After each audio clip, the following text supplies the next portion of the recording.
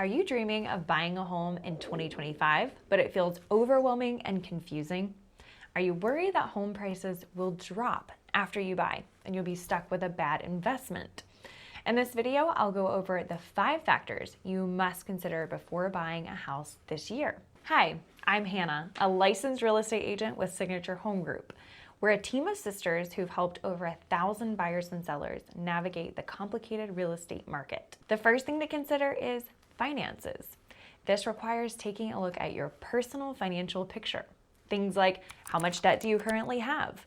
What is your current income? And do you expect it to increase or decrease this year? And how much money do you need to save to buy the home you want? It sounds overwhelming, right? Well, we've made it easy. I've included in the description below a link to our free buyer guide that has a simple worksheet to walk you through the process. It even shows you how to calculate your DTI, or debt to income ratio, which is what lenders use to determine how much you can borrow for your home. Work your way through this sheet to decide how much you can realistically afford to spend on a monthly mortgage payment. That is the number you want to focus on when talking to lenders. A great lender will let you know what that translates to in purchase price, and that's what we use as your price range when you start looking at homes, ensuring you don't go over budget. The second thing to consider is, are home prices expected to go up this year? Isn't that the million-dollar question? While no one has a crystal ball to predict these things, experts believe that home prices will go up another 3.7% in 2025. For reference, home prices increased on average by 4% in 2024. Now, these averages are spread out across the entire US, so specific cities may have higher or lower appreciation.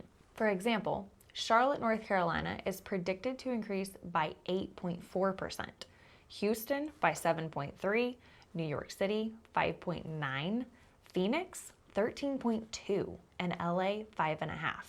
But what do these predictions mean for you?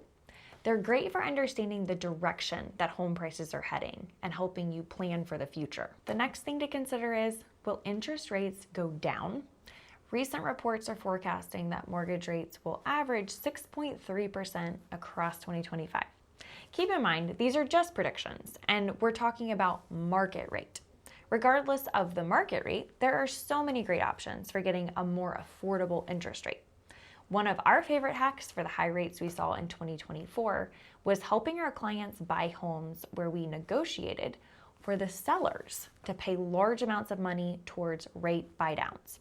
It didn't cost our buyers a dime, but secured many of them rates in the 5% or even some in the 4% range. So always keep in mind that you have options, and a great local realtor is going to know the best current deals on new homes as well as resale. The next thing to consider is a big one. How do I make sure I buy a home that will increase in value?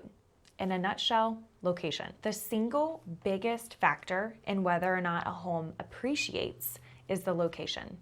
You can change virtually everything about a home except the location and the particular lot that it sits on. When you're selecting an area for your home search, pay attention to factors like economic growth, availability of jobs nearby, and school ratings.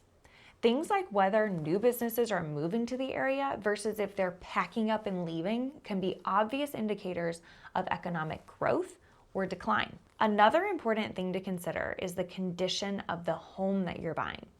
Joanna Gaines makes renovating a fixer-upper look fun and easy, but in reality, it can be a very costly endeavor filled with unexpected costs.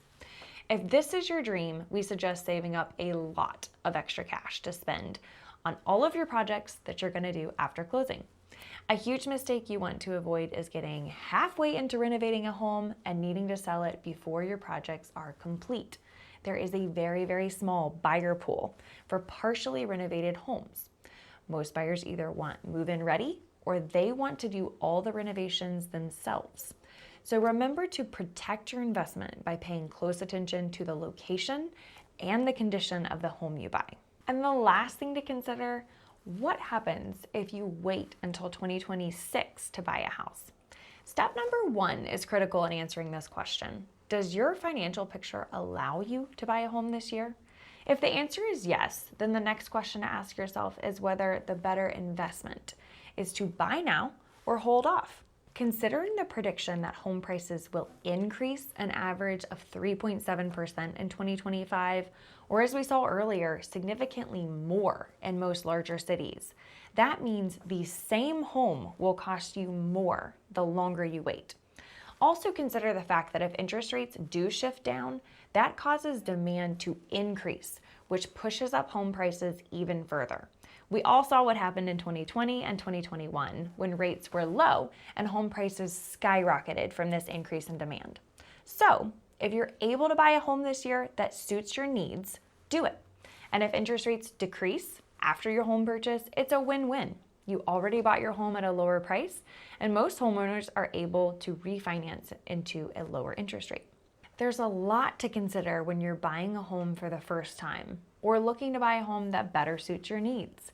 So we made a comprehensive buyer guide that walks you through all of the details from the start to the finish, and even includes things like questionnaires to help you think through what's most important to your individual lifestyle.